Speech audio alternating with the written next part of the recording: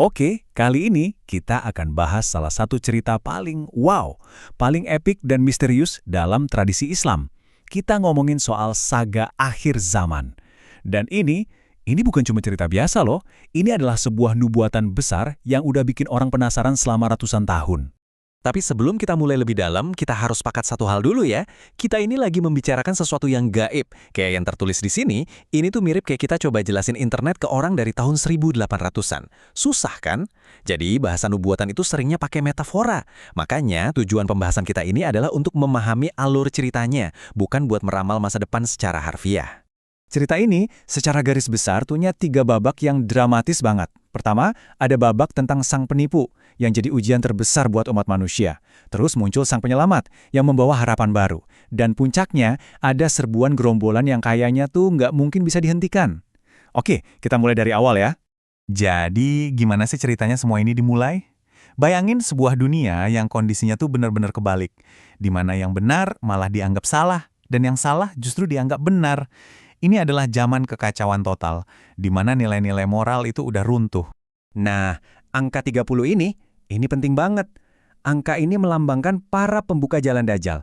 Coba bayangin, ada sekitar 30 penipu-penipu kecil yang muncul duluan. Tugas mereka tuh simpel, bikin kekacauan, bolak-balikin fakta. Ya, intinya mereka ini kayak opening act-nya gitu, yang nyiapin panggung buat kedatangan penipu utamanya nanti. Tapi, di tengah semua kekacauan itu, ternyata muncul secercah harapan. Nah, disinilah kita kenalan sama protagonis pertama kita, Imam Mahdi, yang memang dinubuatkan akan muncul di periode penuh gejolak ini. Lokasi juga jadi kunci di sini. Semua peristiwa ini berpusat di sebuah wilayah yang secara sejarah dikenal sebagai Syam. Kenapa ini penting? Soalnya, Syam dinubuatkan bakal jadi pusat kedamaian di bawah pimpinan Mahdi, semacam benteng pertahanan terakhir di tengah dunia yang lagi kacau balau. Misi utamanya tuh jelas banget, melawan kekacauan yang udah terjadi. Imam Mahdi datang untuk menyatukan lagi orang-orang beriman, memulihkan ketertiban, dan menciptakan semacam oase perdamaian, tepat sebelum badai yang paling besar datang.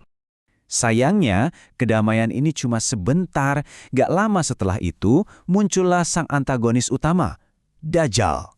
Kedatangannya ini jadi tanda dimulainya ujian terakhir dan yang paling berat bagi seluruh umat manusia. Konteks kedatangan Dajjal ini krusial banget. Dia nggak muncul gitu aja. Dia datang saat dunia lagi bertekuk lutut. Bayangin, ada kelaparan global selama 3 tahun. Tanaman nggak tumbuh, hujan nggak turun, orang-orang udah putus asa banget, dan kondisi inilah yang bikin mereka jadi sangat rentan. Dan caranya, wah, simple tapi luar biasa efektif. Dia manfaatin kebutuhan paling dasar manusia.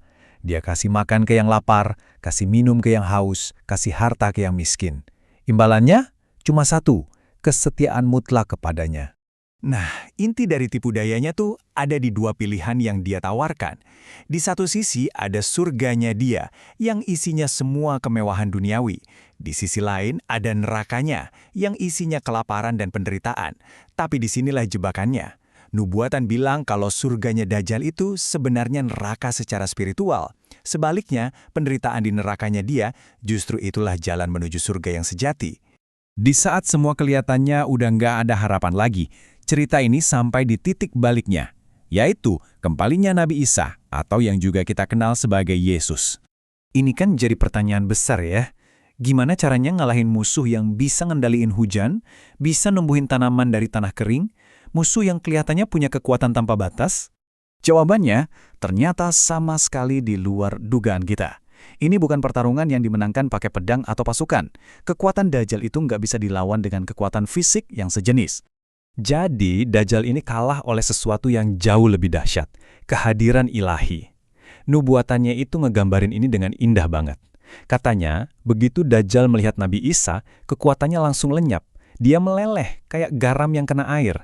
Ini simbol yang kuat banget kan? Artinya, kekuatan sebesar apapun yang dibangun di atas kebohongan dan ilusi yang gak akan pernah bisa bertahan di hadapan kebenaran sejati. Tapi baru aja satu ujian besar selesai, ternyata ujian lain yang jauh lebih besar dilepaskan ke dunia.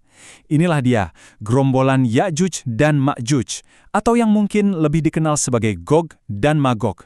Biar kebayang skalanya segede apa, coba lihat perbandingannya. Untuk setiap satu orang beriman yang tersisa, ada 999 anggota gerombolan Ya'juj dan Ma'juj, peluang untuk bertahan hidup secara logika kelihatannya hampir nol.